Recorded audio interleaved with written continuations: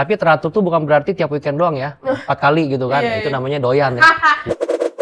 30-40% penyebab gangguan kesuburan itu berasal dari masalah pada suami. Apa sih dok tanda kalau pasangan itu infertil atau ada gangguan kesuburan? Nah, sebenarnya kalau kita bicara mengenai gangguan kesuburan atau infertilitas, jadi satu pasangan disebut mengalami gangguan kesuburan atau bahasa kedokterannya infertilitas apabila dalam setahun si pasangan ini sudah mencoba untuk hamil ya dengan melakukan hubungan seksual yang teratur dan tidak menggunakan kontrasepsi. Tapi belum hamil juga. Tapi teratur tuh bukan berarti tiap weekend doang ya. 4 kali gitu kan. Itu namanya doyan. Oh, di repel gitu ya. Yang harus dipahami penyebab gangguan kesuburan itu bisa berasal dari suami dan istri. Tapi bukan tetangga, bukan mertua, bukan kucing ya. Jadi kalau banyak pasangan tuh nyalain tetangga nih ngomongnya julid nih jadi nggak susah hamil. Nggak ada hubungannya. Kalau kita lihat lebih dalam lagi ya, lebih detail lagi.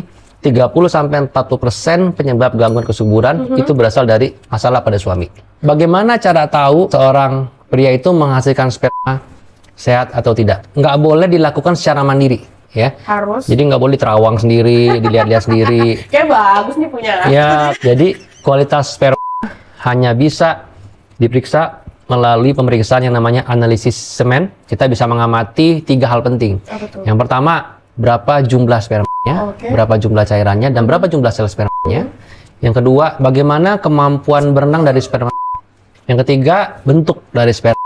Sperma itu ada macam-macam. Sperma itu ada kepala, ada tubuh, ada ekor. Setiap bagian bisa mengalami kerusakan. Maka itu kita nggak bisa mengasumsikan kualitas sperma berdasarkan pengamatan secara mandiri.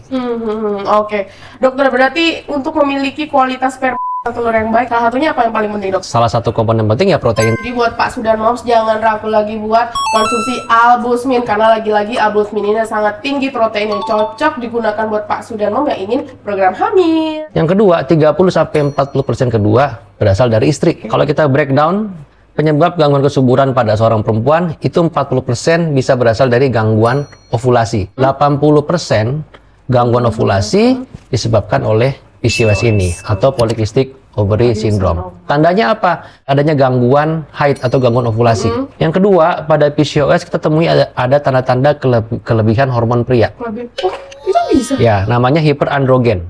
Tandanya yang bisa kita amati pada seorang perempuan adalah adanya pertumbuhan rambut yang tidak wajar. Juga bisa dijumpai gejala akne atau jerawat yang sulit dikontrol.